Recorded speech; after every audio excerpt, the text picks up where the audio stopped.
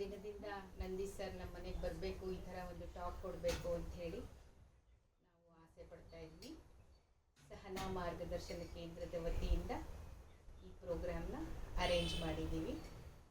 ಹಾಗಾಗಿ ಇದಕ್ಕೆ chief guest ಆಗಿ ಮುಕುಂದ್ ಅವರು ದಯಮಾಡಿಸಿದ್ದಾರೆ. ಅವ್ರಿಗೂ ಸ್ವಾಗತವನ್ನು ಹೇಳ್ತೀನಿ. ಅದು ಚಾಲು ಮಾಡಿ ಆಗ್ತಾ ಇದೆಯಾ?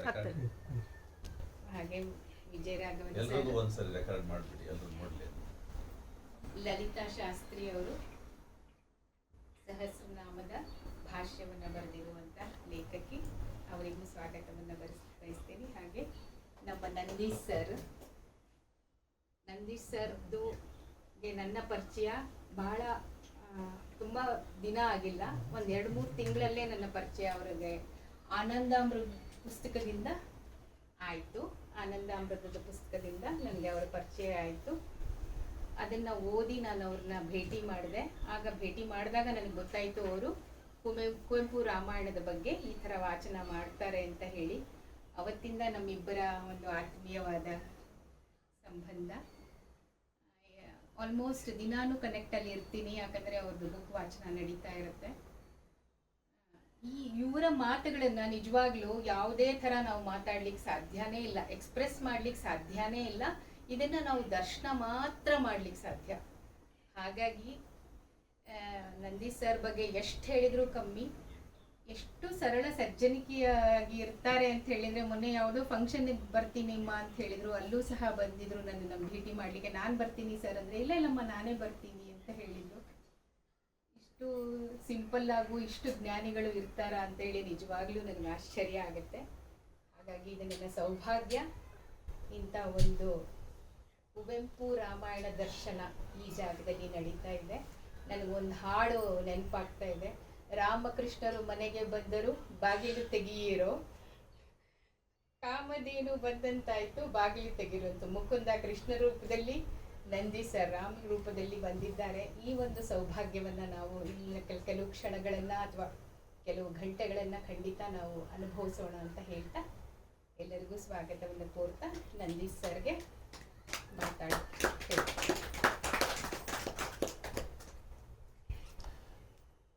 ಎಲ್ಲ ಹಿರಿಯರಿಗೆ, ಮಾತೆಯರಿಗೆ ಹೃತ್ಪೂರ್ವಕವಾಗಿ ನಮಸ್ಕಾರ.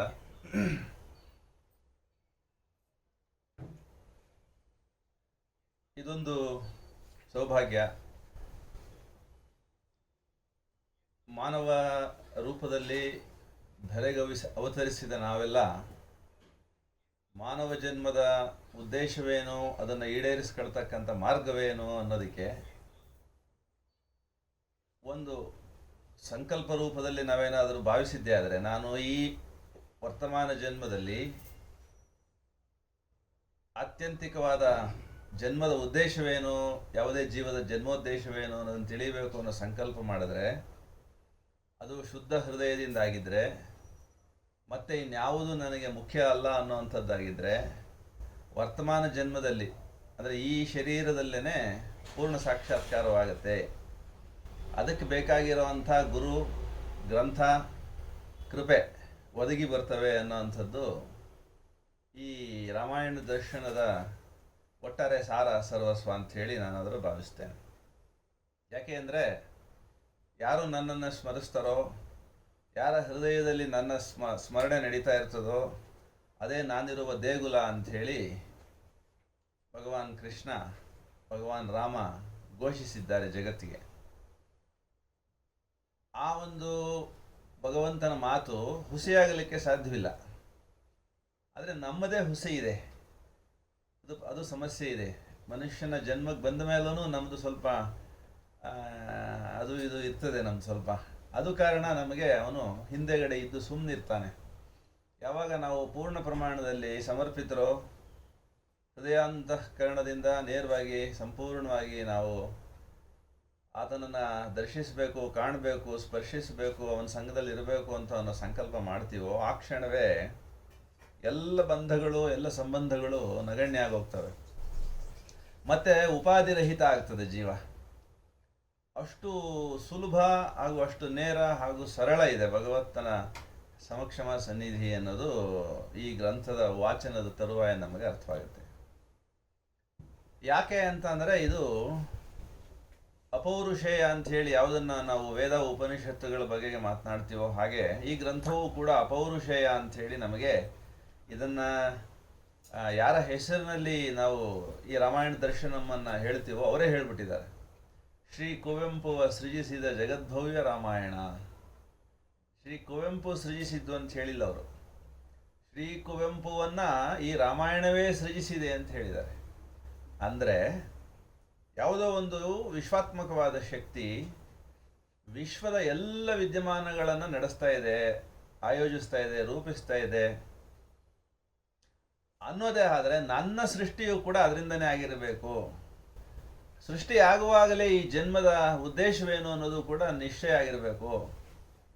ಅದು ಈಡೇರಬೇಕು ಅನ್ನುವಂಥ ಸಂಕಲ್ಪ ನನ್ನದಾದ ತಕ್ಷಣವೇ ಈ ಜನ್ಮದ ಉದ್ದೇಶಕ್ಕೆ ಬೇಕಾಗಿರೋ ಅಂಥದ್ದು ಏನಿದೆ ಆ ಎಲ್ಲ ವ್ಯವಸ್ಥೆಗಳಾಗ್ತವೆ. ಆ ಕಾರಣಕ್ಕಾಗಿ ಕವಿ ಕುವೆಂಪುವನ್ನು ಯಾವುದೋ ಮಲೆನಾಡಿನ ಕಾಡಿನ ಒಂದು ಸಣ್ಣ ಹಳ್ಳಿಯಲ್ಲಿ ಹುಟ್ಟಿಸಿ ಆದ್ಯಾಶಕ್ತಿ ಭಗವತಿ ಸುಮ್ಮನಾಗಲಿಲ್ಲ. ನಾನು ಎಲ್ಲಿದ್ದೇನೋ ಅಲ್ಲಿಗೇನೆ ನನ್ನನ್ನು ಮಹಾಕವಿಯನ್ನಾಗಿಸಬೇಕು, ಇವನ ಮೂಲಕ ನನ್ನ ಪ್ರಕಟವಾಗಬೇಕು ಅನ್ನೋ ಇಚ್ಛೆಯಿಂದ ನನ್ನನ್ನು ಗಮನಿಸ್ತಲೇ, ನನ್ನನ್ನು ಪೋಷಿಸ್ತಲೇ, ಬೆಳೆಸ್ತಲೇ ನನ್ನನ್ನು ಮೈಸೂರಿಗೆ ಆಕೆ ಕರ್ಕೊಂಡು ಬಂದು ವಿದ್ವಜ್ಜನರ ಸಮ್ಮುಖದೊಳಗಡೆಗೆ ನನ್ನ ಪೋಷಣೆಯನ್ನು ಮಾಡಲಿಕ್ಕೆ ಸಂಕಲ್ಪಿಸಿದ್ಲು ಅಂತ ತೋರ್ತದೆ. ಅಷ್ಟು ಸಾಕಾಗಲ್ಲ ಅಂಥೇಳಿ ಅವಳೇ ಇಳಿದು ಬಂದು ಜಗಜ್ಜನನಿ ಆದಿಶಕ್ತಿ ಹೇಮಾವತಿ ಅನ್ನೋ ವ್ಯಕ್ತಿ ರೂಪದಲ್ಲಿ ನನ್ನ ಸಂಗಾತಿಯಾಗಿ, ನನ್ನ ಜೊತೆಗಾತಿಯಾಗಿ, ನನ್ನ ತಾಯಿಯಾಗಿ, ನನ್ನ ಪತ್ನಿಯಾಗಿ ನನ್ನ 45 ವರ್ಷ ಕಾಲ ನಡೆಸಿದ್ಲು ಅನ್ನೋದು ನನಗೀಗ ಅರ್ಥ ಆಗುತ್ತೆ ಅಂಥೇಳಿ ಅವರು ಹೇಳ್ತಾರೆ. ವಿಶ್ವಾಂತರಾತ್ಮೆ ತಾರೆ ನೇಹಾರಿಕೆಗಳನ್ನು, ಗ್ರಹ ನಕ್ಷತ್ರಗಳನ್ನು ರೂಪಿಸಿ, ನಿಯಮಿಸಿ, ಚಾಲಿಸುವ ಶಕ್ತಿ ಉಳ್ಳವಳು ಆದಿಶಕ್ತಿ. ಆದರೆ ಅಬಲೆಯಾಗಿ, ಸಾಮಾನ್ಯ ಹೆಣ್ಣಾಗಿ ನನ್ನ ಜೊತೆಯೂ ಕೂಡ ನನ್ನ ಮೂಲಕ ಏನನ್ನೋ ಪ್ರಕಟಿಸ್ಲಿಕ್ಕಾಗಿ ಇಚ್ಛಿಸಿ ಬಂದಿದ್ಲು ಹೇಮಾವತಿ ರೂಪದಲ್ಲಿ ಅಂಥೇಳಿ ನನಗೆ ಸ್ಪಷ್ಟವಾಗಿದೆ ಈಗ ಅಂಥೇಳಿ ಹೇಳ್ತಾರೆ. ಅದಕ್ಕೆ ಪೂರಕವಾಗಿ ಆಕೆ ಅವರ ಪತ್ನಿ ದಿವಂಗತರಾದ ಮೇಲೆ ಒಂದು ಅಕ್ಷರವೂ ಕೂಡ ಅವರು ಬರೀಲೇ ಇಲ್ಲ. ಅಲ್ಲಿಗೆ ಅವರು ಕರಯತ್ರಿ ಪ್ರತಿಭೆ, ಭಾವಯತ್ರಿ ಪ್ರತಿಭೆ ಎರಡೂ ನಷ್ಟವಾಗಿ ಹೋದವು ಅಂತ ಹೇಳ್ತಾರೆ. ಸೊ ಹಾಗಾಗಿ ನಮ್ಮ ಸೃಜನೆ ಆದಮೇಲೆ ನಮ್ಮ ಇಡೀ ಜನ್ಮದ ಉದ್ದೇಶಕ್ಕೆ ಪೂರಕವಾಗಿ ನಮ್ಮನ್ನು ನಡೆಸ್ತಾ ಇರ್ತಕ್ಕಂಥ ಒಂದು, ನಮ್ಮನ್ನು ಬೆನ್ನು ಬಿಡದೇ ಇರತಕ್ಕಂಥ ಒಂದು ಆದಿಶಕ್ತಿ ನಮ್ಮನ್ನು ಹಿಂಬಾಲಿಸ್ತಾ ಇರ್ತದೆ. ಬೇರೆ ಬೇರೆ ಸನ್ನಿವೇಶಗಳಲ್ಲಿ, ಬೇರೆ ಬೇರೆ ಸಂದರ್ಭಗಳಲ್ಲಿ, ಬೇರೆ ಬೇರೆ ವ್ಯಕ್ತಿ ರೂಪಗಳಲ್ಲಿ, ವಸ್ತು ರೂಪಗಳಲ್ಲಿ ನಮ್ಮನ್ನು ಭಾವಿಸಿ, ಚೋದಿಸಿ ನಮ್ಮನ್ನು ಉದ್ಧಾರ ಮಾಡಲೇಬೇಕು ಅನ್ನೋ ಸಂಕಲ್ಪ ಮಾಡ್ತಾ ಜೊತೆಗೆ ಇರ್ತದೆ. ನಾನು ಆ ಸಂಕಲ್ಪಕ್ಕೆ ಪೂರಕವಾಗಿ ನಾನು ನಡ್ಕೊಳ್ತೀನಿ ಅಂತ ಭಾಷೆ ಕೊಟ್ಟ ಮೇಲೆ ಅಥವಾ ಸಂಕಲ್ಪ ಮಾಡಿದ್ಮೇಲೆ ಮುಗೀತು. ನಮ್ಮ ಇಚ್ಛೆ ಇನ್ನೇನು ಇರೋದಿಲ್ಲ. ಇನ್ನೆಲ್ಲವೂ ವಿಶ್ವಾತ್ಮಕವಾದ ಶಕ್ತಿ ಇಚ್ಛೆ ಆಗಿ ಹೋಗ್ಬಿಡ್ತದೆ. ಹಾಗಾಗಿ ಅವರು ಒಂದು ಪದ್ಯದಲ್ಲಿ ಹೇಳ್ತಾರೆ, ನನ್ನ ಆಸೆ ನಿನ್ನಿಚ್ಛೆಯಪ್ಪನ್ನೆಗಂ ಸಲ್ಲದಿರಲಿ, ಲಾಭ ಗುರುಲಾಭ ಒಪ್ಪನ್ನೆಗಂ ನಷ್ಟ ಬರಲಿ, ಗೆಲ್ಲ ಅಹಂಕಾರವನ್ನೇ ಬಲಿವನ್ನೆಗಂ ಸೋಲೆ ಬರಲಿ. ಇದು ಮಹಾಕವಿಯ ಪ್ರಾರ್ಥನೆ. ಹಾಗಾಗಿ ನಾವು ಹಾಗೆ ಸಂಕಲ್ಪ ಮಾಡಿದ ಕೂಡಲೇ ನಮ್ಮ ಇಡೀ ಬದುಕಿನ ಜವಾಬ್ದಾರಿಯನ್ನು, ಗತಿಯನ್ನು ಅದು ತಗೊಳುತ್ತದು. ವಿಶ್ವಾತ್ಮಕವಾದ ಶಕ್ತಿಯೇ ತಗೊಳುತ್ತೆ. ನಮ್ಮ ಕೆಲಸ ಏನಂದರೆ ಅದು ನಡೆಸಿದಂತೆ ನಡೆಯೋದು, ನುಡಿಸಿದಂತೆ ನುಡಿಯೋದು ಅಷ್ಟೇ. ತುದಿಗೆ ಏನು ಗೊತ್ತಾಗುತ್ತೆ ಅಂದರೆ ನಾನು ಮಾತನಾಡ್ತಾ ಇಲ್ಲ ಇದು ಅನ್ನೋದು ಕೂಡ ಗೊತ್ತಾಗುತ್ತೆ. ಅದೇ ಮಾತನಾಡ್ತಾ ಇದೆ, ಅದೇ ಈ ಕಾಲಲ್ಲಿ ನಡೀತಾ ಇದೆ, ಅದೇ ಈ ಕೈನಲ್ಲಿ ಪುಸ್ತಕ ಹಿಡಿದಿದೆ, ಅದೇ ಈ ಕಣ್ಣಲ್ಲಿ ನೋಡ್ತಾ ಇದೆ, ಅದೇ ಈ ಬಾಯಿನಲ್ಲಿ ತನ್ನ ಘೋಷವನ್ನು ಮೊಳಗಿಸ್ತಾ ಇದೆ ಅನ್ನೋವಂಥದ್ದು ತುದಿಗೆ ನಮಗೆ ಅರ್ಥವಾಗುತ್ತೆ. ಅಹಂಕಾರ ನಷ್ಟವಾದ ಕೂಡಲೇ ಅದು ಪ್ರಾಪ್ತಿಯೂ ಆಗುತ್ತೆ. ಹಾಗಾಗಿ ಅವ್ರು ಹೇಳಿದ್ರು, ನಾನಳಿಯುವ ಪಥಮೇ ನೀನಿಳಿಯುವ ರಥಂ ಅಂದರು. ಭಾವಿಸಿ, ಪೂಜಿಸಿ, ಆರಾಧಿಸಿ ಸನ್ನಿಧಿಯನ್ನು ಪಡಿ ಜೀವ. ಅದಕ್ಕಾಗಿಯೇ ಮಾನವ ಜನ್ಮಕ್ಕೆ ನಿನ್ನನ್ನು ನಾನು ತಂದು ಬಿಟ್ಟಿದ್ದೇನೆ ಅಂಥೇಳಿ ಪ್ರಕೃತಿ ಪಾರ್ವತಿ ನಮಗೆ ಬೇಕಾದಷ್ಟು ಸಂದರ್ಭದಲ್ಲಿ ಹೇಳ್ತಾಳೆ. ಕೇಳದೇ ಇದ್ದಾಗ ಏಟು ಕೊಟ್ಟಾದರೂ, ಕಷ್ಟ ಕೊಟ್ಟಾದರೂ, ರೋಗ ಕೊಟ್ಟಾದ್ರೂ ಅದನ್ನು ಅರ್ಥೈಸೋದಕ್ಕೆ ಪ್ರಯತ್ನಿಸ್ತಾಳೆ ತಾಯಿ. ಹಾಗೆ ನಾವು ಅರ್ಥ ಮಾಡ್ಕೊಳ್ಳುವಾಗ ಸೋಲ್ತೀವಿ. ಅದು ಕಾರಣ ಬದುಕು ಬಂದ ಉದ್ದೇಶವನ್ನು ಈಡೇರಿಸದೆ ನಷ್ಟವಾಗಿ ಹೋಗುತ್ತೆ ಅನೇಕರ ಜನ್ಮಗಳಲ್ಲಿ, ಅನೇಕ ಜೀವಗಳಲ್ಲಿ.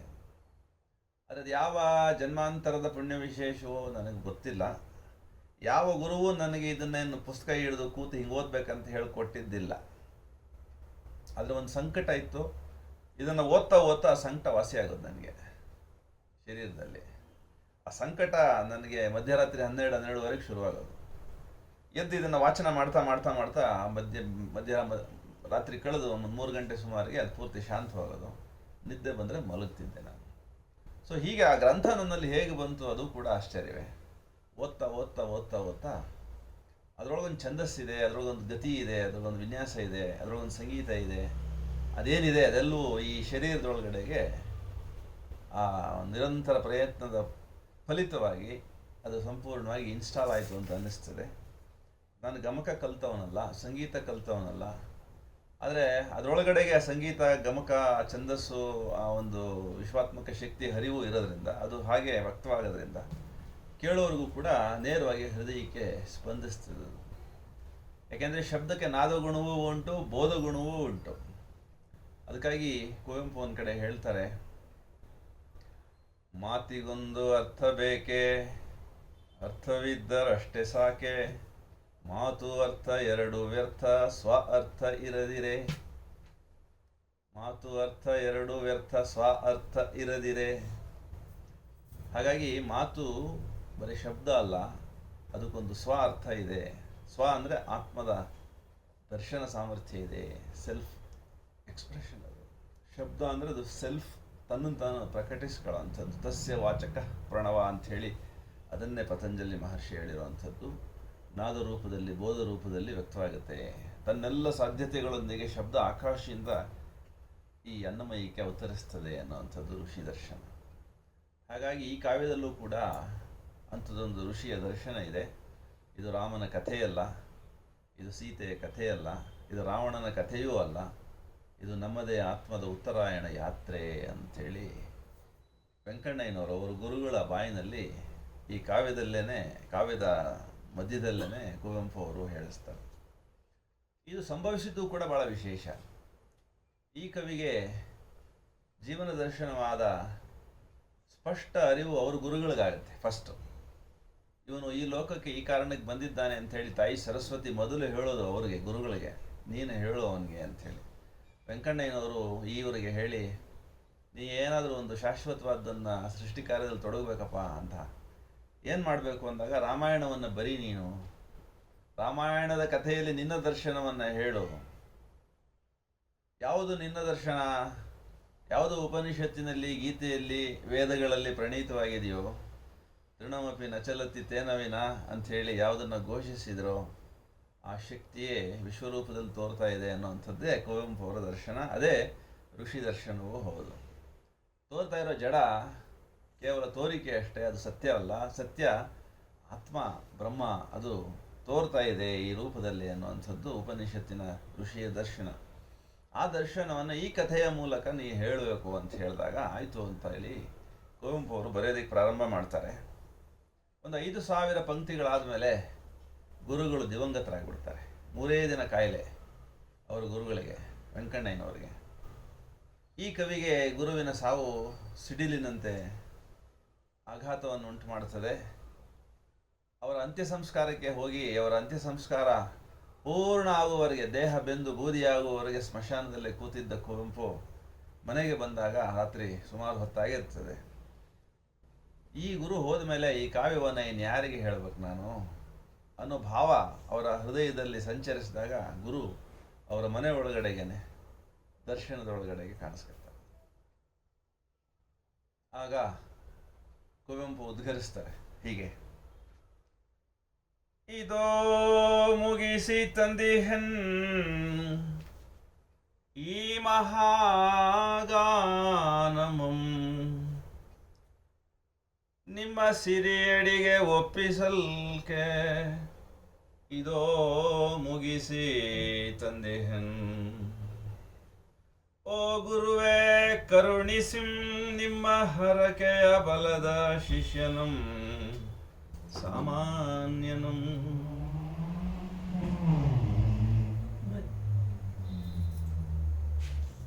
ಕಾವ್ಯಮಂ ಕೇಳ್ವೊಂದು ಕೃಪೆಗೆ ಕೃತಕೃತ್ಯನಂ ಧನ್ಯನಂ ಮಾಡಿ ನೀವು ಉದಯ ರವಿಗೈತಂದು ಕೇಳಲೆಳಸಿದಿರಿ ಎಂದು ಕಿರುಕವನಗಳ ನೋದಿ ಮೆಚ್ಚಿಸಿದನ್.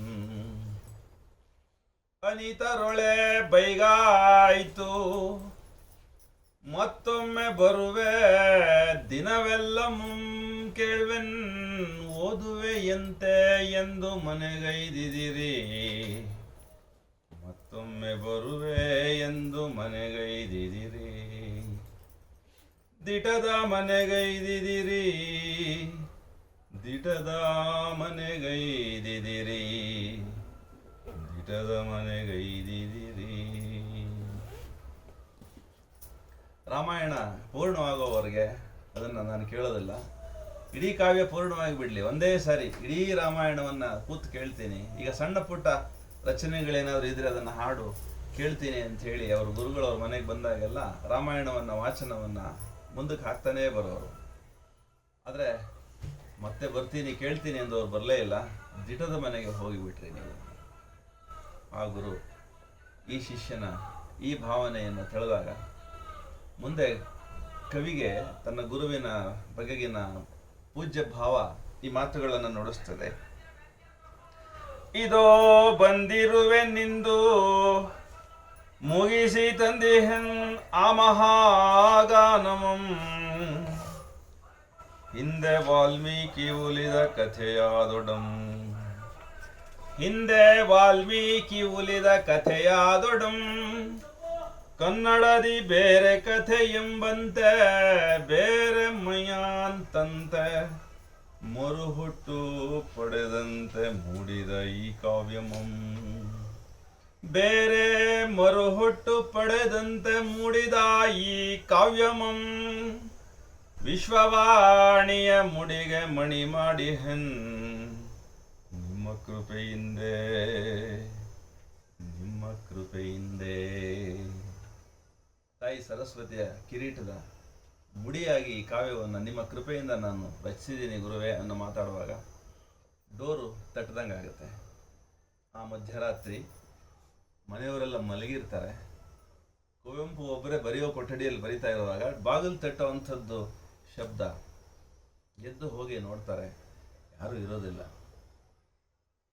ಆಶ್ಚರ್ಯ ಆಗುತ್ತೆ. ಮತ್ತೆ ಬಂದು ಪೆನ್ನನ್ನು ಕೈಗೆತ್ತಿದಾಗ ಮತ್ತೆ ಡೋರ್ ನಾಕಾಗುತ್ತೆ. ಆ ನಿಶ್ಚಲ ನೀರವ ಮಧ್ಯರಾತ್ರಿಯಲ್ಲಿ ಬಾಗಿಲಿನ ಶಬ್ದ, ತಟ್ಟುವ ಶಬ್ದದ ಮೂಲಕ ಗುರುವಿನ ಆತ್ಮ ಎಚ್ಚರಿಸ್ತದೆ ಕವಿಗೆ, ನೀನು ಬರಿತಾ ಇರೋವಂಥದ್ದು ವಿಶ್ವಕಾವ್ಯವನ್ನು. ಅದರಲ್ಲಿ ಯಾವ ವ್ಯಕ್ತಿಯನ್ನು ಕೂಡ ವಿಜೃಂಭಿಸುವ ಒಂದು ಕೆಲಸವನ್ನು ಮಾಡಬಾರದು ನೀನು ಅನ್ನೋ ಎಚ್ಚರಿಕೆಯನ್ನು ಅವರ ಆತ್ಮಕ್ಕೆ ವೆಂಕಣ್ಣಯ್ಯನವರ ಆತ್ಮ ಕೊಡ್ತದಂತೆ ಶಬ್ದದ ರೂಪದಲ್ಲಿ. ಅಲ್ಲಿ ಒಂದು ಡ್ಯಾಶ್ ಹಾಕ್ತಾರೆ, ಒಂದು ಕೋಲನ್.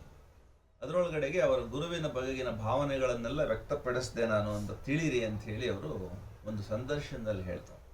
ಯಾಕೆ ಅದು ಕೋಲನ್ ಇದೆ ಅಲ್ಲಿ ಅಂತ ಹೇಳಿ ಕೇಳಿದಾಗ ಒಬ್ಬರು ಸಂದರ್ಶಕರು ಅದು ಒಂದು ಉದ್ದೇಶಕ್ಕಾಗಿ ಇದೆ ಅಂತ ಹೇಳ್ತಾರೆ. ಏನದು ಅಂದಾಗ ಈ ಥರ ಆಯಿತು, ನನ್ನ ಗುರು ಈ ಕಾವ್ಯವನ್ನು ನಾನು ಇನ್ಯಾರಿಗೆ ಹಾಡಬೇಕಾಗಿದೆ ಅನ್ನೋ ಭಾವದಲ್ಲಿ, ನೀರಸ ಭಾವದಲ್ಲಿ ಕೂತಾಗ ಬಂದು ಎಚ್ಚರಿಸಿದರು. ಅದರಲ್ಲಿ ನನ್ನ ವರ್ಣನೆಯನ್ನು ಮಾಡಬೇಡ ನೀನು ಅಂಥೇಳಿ ನನಗೆ ಸಂದೇಶವನ್ನು ಕೊಟ್ಟರು. ಆ ಗುರುವಿನ ಬಗೆಗೆ ನನ್ನ ಭಾವನೆಗಳನ್ನೆಲ್ಲ ನಾನು ಅದರಲ್ಲಿ ಇಟ್ಟಿದ್ದೀನಿ ನನ್ನ ಕಾವ್ಯದಲ್ಲಿ ಅಂತ ಹೇಳಿ ಹೇಳ್ತಾರೆ. ಅಲ್ಲಿಗೆ ಮುಂದಕ್ಕೆ ಬರೆಯೋದಿಲ್ಲ, ನಿಲ್ಲಿಸ್ತಾರೆ. ಮುಂದೆ 9 ವರ್ಷಗಳು ಈ ಕಾವ್ಯ ಪೂರ್ಣ ಆಗಲಿಕ್ಕೆ ಸಮಯ ಬೇಕಾಗುತ್ತೆ. 9 ವರ್ಷ ಆದಮೇಲೆ ಈ ಮುಂದಿನ ಈ ಸಾಲುಗಳನ್ನು ಅವ್ರು ಬರೀತಾರೆ. ವೆಂಕಣ್ಣಯ್ಯನವರಿಗೆ ಅಂಥೇಳಿ ಈ ಕಾವ್ಯವನ್ನು ಅರ್ಪಿಸಿದ್ದಾರೆ. ವೆಂಕಣ್ಣಯ್ಯನವ್ರಿಗೆ ಅರ್ಪಿಸಿಲ್ಲ, ಅವರ ಪಾದಗಳಿಗೆ ಅರ್ಪಿಸಿದ್ದಾರೆ. ನಿಮ್ಮ ಸಿರಿಯಡಿಗೆ ಒಪ್ಪಿಸಲಿಕ್ಕೆ ಅಂಥೇಳಿ ಹೇಳಿದ್ದಾರೆ. ಆ ಗುರುವಿನ ಪಾದಗಳು ಸಿರಿಯಡಿ, ಬರೀ ಅಡಿ ಅಲ್ಲ. ಅಂದರೆ ಒಬ್ಬ ಶಿಷ್ಯ ತನ್ನ ಗುರುವಿನ ಬಗೆಗೆ ಎಂಥ ಭಾವನೆಯನ್ನು ತಳಿಬೇಕಾಗುತ್ತೆ ಇಂಥದ್ದೊಂದು ಕಾವ್ಯವನ್ನು ತನ್ನ ಹೃದಯದೊಳಗಡೆ ಇಳಿಸ್ಕೊಳ್ಬೇಕಾದ್ರೆ ಅಂಥೇಳಿ.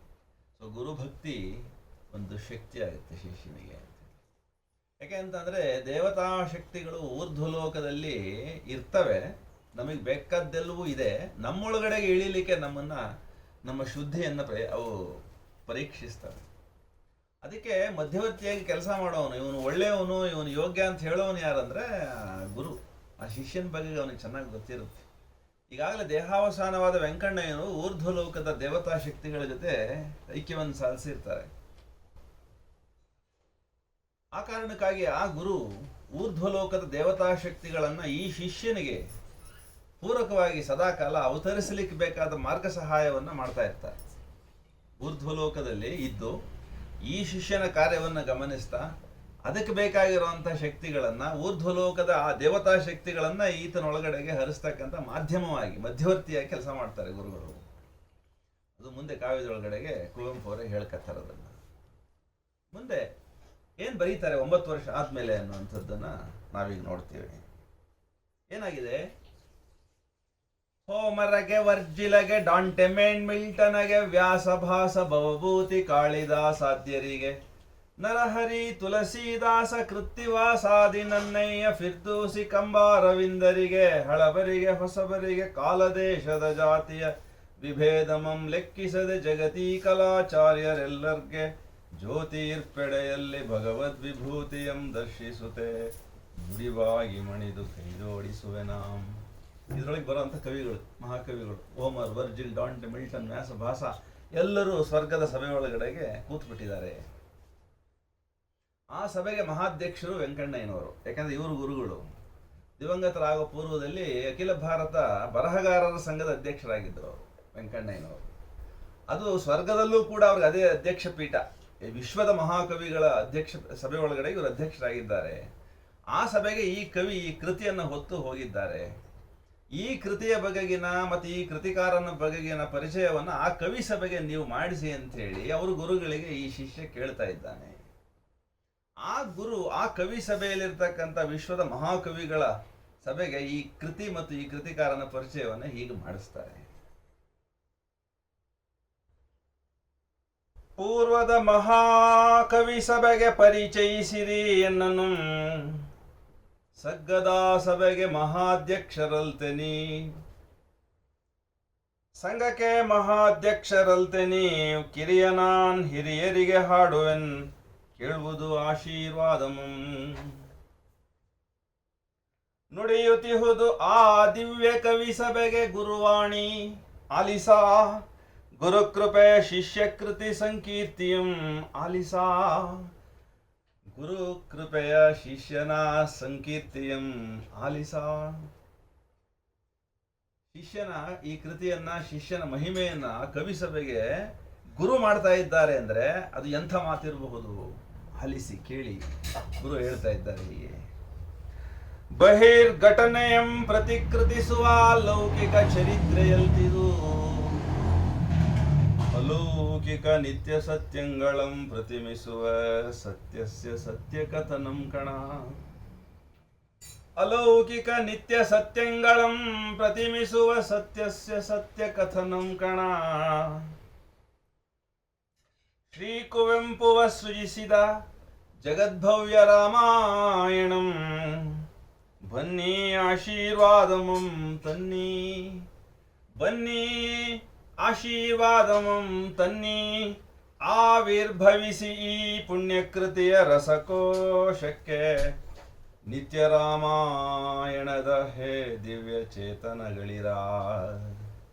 ಬನ್ನಿ ಆಶೀರ್ವಾದಮಂ ತನ್ನಿ, ಆವಿರ್ಭವಿಸಿ ಪುಣ್ಯಕೃತಿಯ ರಸಕೋಶಕ್ಕೆ, ನಿತ್ಯ ರಾಮಾಯಣದ ಹೇ ದಿವ್ಯ ಚೇತನಗಳಿರ. ಗುರು ನಿತ್ಯ ರಾಮಾಯಣ ಅಂತಂದ್ರೆ ಈ ಜಗತ್ತನ್ನು ನಡೆಸ್ತಾ ಇರ್ತಕ್ಕಂಥ ದೇವತಾ ಶಕ್ತಿಗಳ ರಾಮಾಯಣ ಇದು. ಸೂರ್ಯ ಬೆಳಗ್ತಾ ಇದ್ದಾನೆ, ಗಾಳಿ ಬೀಸ್ತಾ ಇದೆ, ಮಳೆ ಸುರಿತಾ ಇದೆ. ಹೆಂಗ್ ಸಾಧ್ಯ ಇದು? ನಿತ್ಯ ನಡೀತಾ ಇದೆಯಲ್ಲ. ನಾವು ನೀರು ಕುಡಿತಾ ಇದ್ದೀವಿ, ಗಾಳಿ ಸೇವನೆ ಮಾಡ್ತಾ ಇದ್ದೀವಿ, ಊಟ ಮಾಡ್ತಾ ಇದ್ದೀವಿ, ಶರೀರದೊಳಗಡೆಗೆ ಹರಿತಾ ಇದೆಯಲ್ಲ ಶಕ್ತಿಗಳು.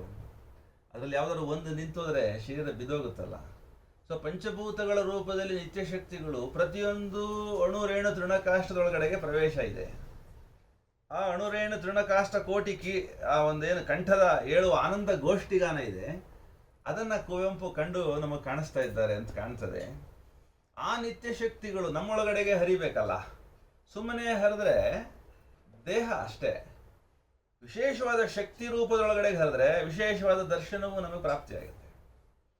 ಆ ಸೂಕ್ಷ್ಮವಾದಂಥ ದೇವತಾ ಶಕ್ತಿಗಳನ್ನ ನಿತ್ಯ ಶಕ್ತಿಗಳು ಅಂತ ಕರೆದಿದ್ದಾರೆ ಗುರುಗಳು. ಈ ಕುವೆಂಪುವನ್ನ ಆ ದೇವತಾ ಶಕ್ತಿಗಳು ಮೊದಲು ಸೃಷ್ಟಿ ಮಾಡಿದವಂತೆ. ಶ್ರೀ ಕುವೆಂಪುವ ಸೃಜಿಸಿದ ನಿತ್ಯ ಶಕ್ತಿಗಳನ್ನ ಇಲ್ಲಿ ಆಹ್ವಾನಿಸ್ತಾ ಇದ್ದಾರೆ. ಯಾಕೆ ಅಂತಂದ್ರೆ ಕವಿ ಕೃತಿ ಒಳಗಡೆ ಹೋಗಿ ಬರ್ಬೇಕಲ್ಲ. ಯಾಕೆ ಬರಬೇಕು ಅಂದರೆ ಮುಂದೆ ಹೇಳ್ತಾರೆ, ಓದುವರ್ ಗಾಲಿಪರ್ ಗೋಲಿದಿಯೇ ಚಿತ್ಕಾಂತಿಯಂ. ಯಾರು ಓದ್ತಾರೋ ಯಾರು ಕೇಳ್ತಾರೋ ಅವರೊಳಗಡೆಗೂ ಕೂಡ ಈ ದೇವತಾ ಶಕ್ತಿಗಳು ಪ್ರವೇಶಿಸಬೇಕಲ್ಲ. ಮತ್ತೆ ಯಾವುದನ್ನ ಕವಿ ಕುವೆಂಪುವಿಗೆ ದರ್ಶಿಸ ಕಾರಣವಾಗುವ ಶಕ್ತಿಗಳು, ಆ ಶಕ್ತಿಗಳೇ ಈ ಕಾವ್ಯದ ವಾಚಕರಿಗೂ ಕೂಡ ಪ್ರವೇಶಿಸಿ ಆ ದರ್ಶನವನ್ನು ಉಂಟು ಮಾಡಬೇಕಲ್ಲ. ಅದಕ್ಕಾಗಿ ನಿತ್ಯ ಶಕ್ತಿಗಳಿಂತು ನೀಂ ಕಥೆಯ ಲೀಲೆಗನು ಅಂತೂ ಬನ್ನಿ ಈ ಕಾವ್ಯದೊಳಗಡೆಗೆ ಅಂತ ಹೇಳ್ತಾರೆ. ಹೆಂಗೆ ಬರ್ತಾರೆ, ಹೆಂಗೆ ನಮ್ಮೊಳಗಡೆಗೆ ಸಂಭವಿಸ್ತದೆ ಅದು ಅನ್ನೋದನ್ನು ಮುಂದಿನ ಸಾಲುಗಳಲ್ಲಿ ಹೇಳ್ತಾರೆ ಈ ಥರದಲ್ಲಿ. ವಾಗರ್ಥ ರಥವೇರಿ ಭಾವದ ಅಗ್ನಿಪಥವಂ ಹಿಡಿದು ಬನ್ನಿ, ಸಚ್ಚಿದಾನಂದ ಪೂಜೆಯಂ ಸಹೃದಯನ ಹೃದಯದ ಭಕ್ತಿ ನೈವೇದ್ಯಮಂ ಕೊಂಡು. ಸಹೃದಯನ ಹೃದಯದ ಒಳಗಿನ ಭಕ್ತಿಯನ್ನು ನೈವೇದ್ಯವನ್ನು ಕೊಂಡು ಭಾವ ಅನ್ನೋ ಅಗ್ನಿಪಥದ ಮೂಲಕ ಇಳಿದು ಬನ್ನಿ. ಎಲ್ಲಿಗೆ ಬರಬೇಕು? ಮೊದಲು ಮನೋಮಯಕ್ಕೆ ಬರಬೇಕು. ಹೇಳ್ತಾರೆ, ನಿತ್ಯ ಶಕ್ತಿಗಳಿಂತು ನೀಂ ಕಥೆಯ ಲೀಲೆಗೆ ನೋಂತು ರಸರೂಪದಿಂದಿಳಿಯುತ್ತ ನಮ್ಮಿ ಮನೋಮಯಕ್ಕೆ ಪ್ರಾಣಮಯದೋಳ್ ಚರಿಸುತ್ತ ಅನ್ನಮಯ ಕವತರಿಸೆ. ಪ್ರಾಣಮಯದೋಳ್ ಚರಿಸುತ್ತ ಅನ್ನಮಯ ಕವತರಿಸೆ. ಏನಾಗತ್ತೆ? ರಸರೂಪದಲ್ಲಿ ದೇವತಾ ಶಕ್ತಿಗಳು, ರಸ ಅಂದ್ರೆ ಆನಂದ, ಆ ಆನಂದ ಸ್ವರೂಪದಲ್ಲಿ ಕೆಳಗಡೆಗೆ ಹೃದಯದೊಳಗಡೆಗೆ ಮನಸ್ಸಿನೊಳಗಡೆ ಇಳಿದು ಬಂದು ಪ್ರಾಣದಲ್ಲಿ ಸಂಚರಿಸಿ ಅನ್ನಮಯಕ್ಕೆ ಅವತರಿಸಿದರೆ ಏನಾಗತ್ತೆ? ಹೇಳ್ತಾರೆ, ಶ್ರೀರಾಮನ ಆಲೋಕದಿಂದ ಅವತರಿಸಿ ಬಂದು ಈ ಲೋಕ ಸಂಭವೆ ಎಂಬ ಭೂಜಾತೆಯಂ ಸೀತೆಯಂ ವರಿಸುತ್ತ ಆಕೆಯ ನೆವದಿ ಮರ್ದಿಸುತ್ತೆ ಮೃತ್ಶಕ್ತಿಯಂ ಸಂವರ್ಧಿಸಿರ್ಪವೋಲ್ ಚಿತ್ಶಕ್ತಿಯಂ ರಾವಣ ವಿದ್ಯೈ ನಮ್ಮ ಮಧ್ಯ ಪ್ರಜ್ಞತಾಂ ತನ್ನ ತಮದಿಂ ಮುಕ್ತಮಪ್ಪುದು. ಶ್ರೀರಾಮ ಆಲೋಕದಿಂದ ಈ ಲೋಕಕ್ಕೆ ಅವತರಿಸ್ತಾನಂತೆ. ಈ ಶರೀರದಲ್ಲಿರ್ತಕ್ಕಂಥ ಚೈತ್ಯ ಸಂಪ್ರಜ್ಞೆ ಎನ್ನುವ ಸೀತೆಯನ್ನು ವರಿಸಿ ಈ ಮೃಣ್ಮಯದೊಳಗಡೆಗೆ, ಈ ಶರೀರದೊಳಗಡೆಗೆ ನಾನು ದೇಹ ಅನ್ನುವಂಥ ಮೃಣ್ಮಯ ಭಾವವನ್ನು, ಮೃತ್ತಿಕಾ ಭಾವವನ್ನು ಹೋಗಲಾಡಿಸಿ ಚಿನ್ಮಯ ಭಾವವನ್ನು ಉಂಟು ಮಾಡಿ ಉದ್ದೀಪಿಸಿ ನಾನು ಆತ್ಮತತ್ವ, ಅವಿನಾಶಿ ಬ್ರಹ್ಮತತ್ವ ಅನ್ನೋದನ್ನು ಜಾಗೃತಗೊಳಿಸ್ತಾನಂತೆ.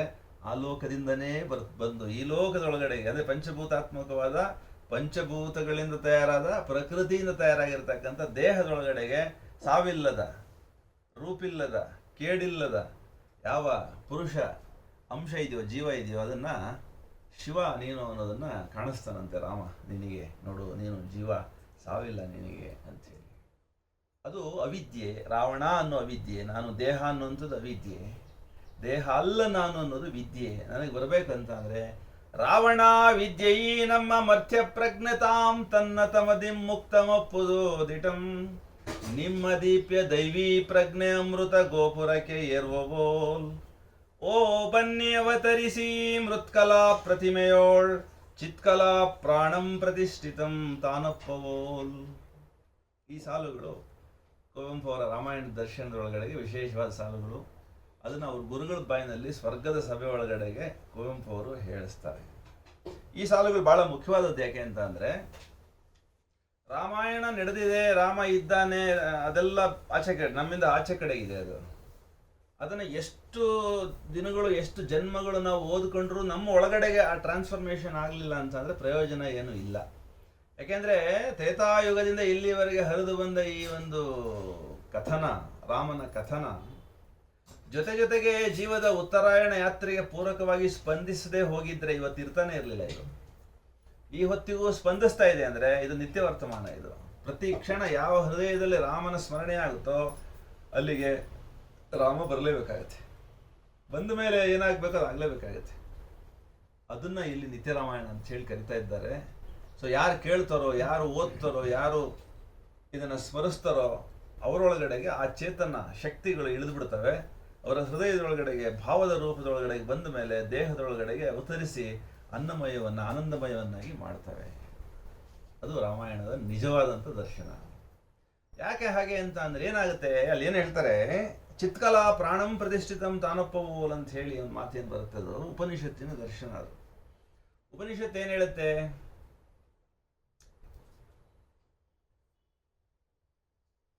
ಆತ್ಮನ ಆಕಾಶ ಸಂಭೂತಃ ಆಕಾಶಾದ್ವಾಯು ವಾಯೋರಗ್ನಿ ಅಗ್ನೇರಾಪಃ ಅದ್ಭ್ಯ ಪೃಥ್ವಿ ಪೃಥಿವ್ಯಾ ಓಷಧಯ ಓಷಧೀಭ್ಯೋ ಅನ್ನಂ ಅನ್ನಾತ್ ಪುರುಷಃ ಸಾವ ಏಷ ಪುರುಷೋ ಅನ್ನ ರಸಮಯ ಅಂತ ಹೇಳುತ್ತೆ ತೈತರೀಯ ಉಪನಿಷತ್ತು.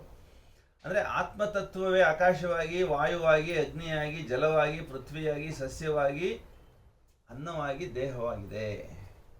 ಆ ದೇಹದೊಳಗಡೆಗೆ ಅಥವಾ ಜಡದೊಳಗಡೆಗೆ ಆನಂದಮಯವೇ ನಿಹಿತವಾಗಿದೆ, ಅಂತರ್ನಿಹಿತವಾಗಿ ಇದೆ. ಯಾವ ರೂಪದಲ್ಲಿ? ರಸದ ರೂಪದಲ್ಲಿ ಇದೆ, ಆನಂದದ ರೂಪದಲ್ಲಿ ಇದೆ.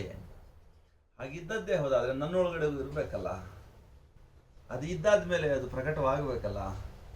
ಯಾಕೆ ಆಗ್ತಿಲ್ಲ ಅಂತ ಅಂದರೆ ನಾವು ಅದನ್ನು ಆಶಿಸ್ತಾ ಇಲ್ಲ.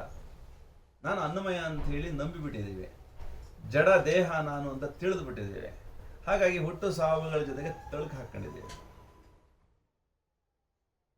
ಈ ಶರೀರಕ್ಕೆ ಸಂಬಂಧಪಟ್ಟಿದ್ದೆಲ್ಲ ಜಗತ್ತು, ಸಂಸಾರ. 36 ತತ್ವಗಳು, 72 ತತ್ವಗಳು, 25 ಏನೇ ತತ್ವಗಳು ಹೇಳ್ತಾರೆ. ಪಂಚಭೂತಗಳು, ಪಂಚಕೋಶಗಳು, ತನ್ಮಾತ್ರೆಗಳು, ಅಂತಃಕರಣ, ಈ ಥರದಲ್ಲೆಲ್ಲನೂ ಸಂಸಾರ ಅಂತ ಹೇಳ್ತಾರೆ. ಈ ಸಂಸಾರದೊಳಗಡೆಗೆ, ಭವದೊಳಗಡೆಗೆ ಬಂಧಿಯಾಗಿ ಜೀವ ಅದನ್ನೇ ಸತ್ಯ ಅಂತ ತಿಳಿದು ಬಿಟ್ಟಿದ್ದಾನೆ. ಹಾಗಾಗಿ ದೇಹದ ಸುಖಕ್ಕಾಗಿ, ದೇಹಕ್ಕೆ ಸುಖ ಕೊಡೋ ವಸ್ತುಗಳಿಗಾಗಿ ಅವನು ನೋಡ್ತಾ ಇದ್ದಾನೆ. ಅದನ್ನು ಸಂಪಾದನೆ ಮಾಡೋದ್ರ ಕಡೆಗೆ ತನ್ನ ಇಡೀ ಗಮನವನ್ನು ಹರಿಸಿಬಿಟ್ಟಿದ್ದಾನೆ. ಇದು ಭವದ ಬಂಧಿಯಾಗಿರ್ತಕ್ಕಂಥ, ಮೃತ್ಯುವಿನ ವಶಕ್ಕೆ ಬಂಧಿಯಾಗಿರ್ತಕ್ಕಂಥ ದೇಹದ ಮೇಲಿನ ಮೋಹ. ಅದು ರಾವಣಾವಿದ್ಯೆ. ಈ ರಾವಣಾವಿದ್ಯೆ ಯಾವಾಗ ಸೀತೆಯನ್ನು ಹಿಡಿದು ಬಿಟ್ಟಿದೆ, ಜೀವವನ್ನು ಹಿಡಿದು ಬಿಟ್ಟಿದೆ, ರಾಮನನ್ನು ಮರೆತು ಬಿಟ್ಟಿದೆ. ರಾಮನಿಂದ ಅಗಲೋದು ಯಾವಾಗ ಅವಳು ಅಂದರೆ, ಯಾವಾಗ ಮಾರೀಚನನ್ನು ನೋಡಿ ನನಗೆ ಅದು ಬೇಕು ಅನ್ನೋ ಮೋಹಕ್ಕೆ ಒಳಗಾದ್ಲೋ ಆಗಲೇ ರಾಮನಿಂದ ದೂರ ಆದ್ಲು ಅವಳು.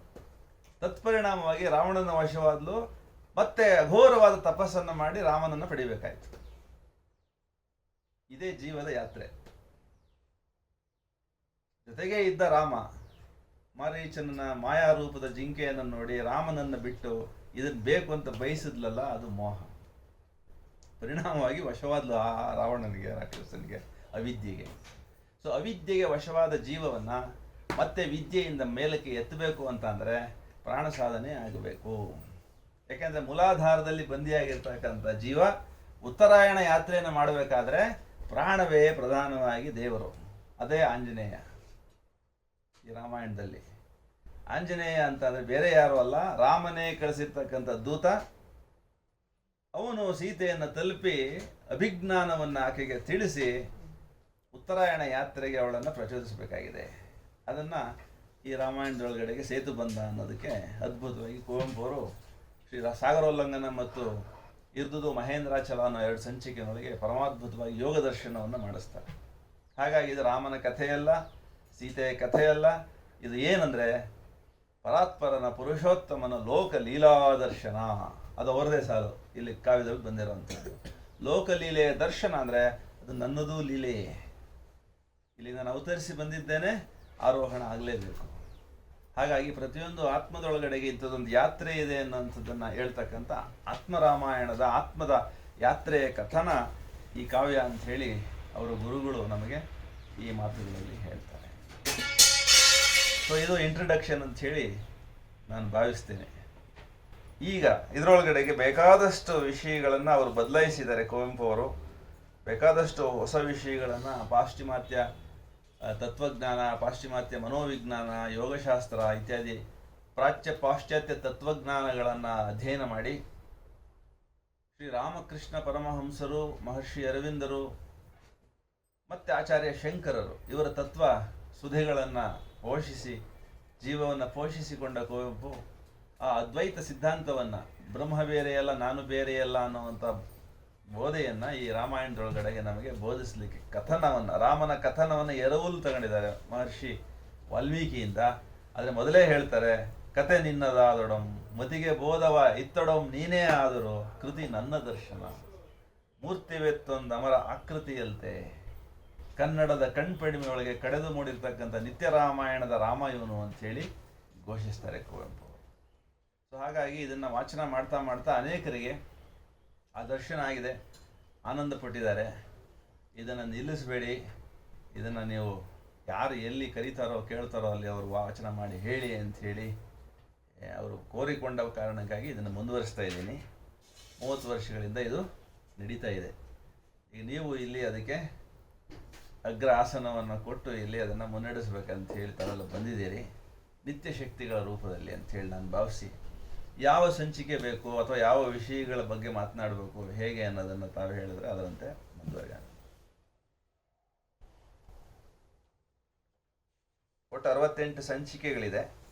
ದರ್ಶನ ಪ್ರಧಾನವಾಗಿರಬೇಕು ಅಂದರೂ ಆಯಿತು, ಭಾವ ಪ್ರಧಾನವಾಗಿರಬೇಕು ಅಂದರೂ ಆಯಿತು. ಇಲ್ಲಿ ಬಹಳ ವಿಶೇಷವಾದಂಥ ಒಂದು ಅಭಿವ್ಯಕ್ತಿ ನಮಗೆ ಇದೆ. ಯಾವ ಸಂಗತಿ ಅಂದ್ರೆ ಅದು ಲಕ್ಷ್ಮಣ ಇದಿದೆಯಲ್ಲ ಅದೇ ಹೇಳಿ ಸರ್. ಸೀತೆ ಕಳೆದೋಗೋದು ತುಂಬ ದೊಡ್ಡ ಸಂಚಿಕೆ, ಅದೇ ಆಗಲಿ.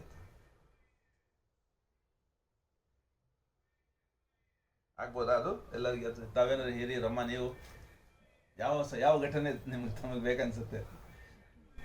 ಯಾವ ಘಟನೆ ಬೇಕು ಅನ್ಸುತ್ತೆ?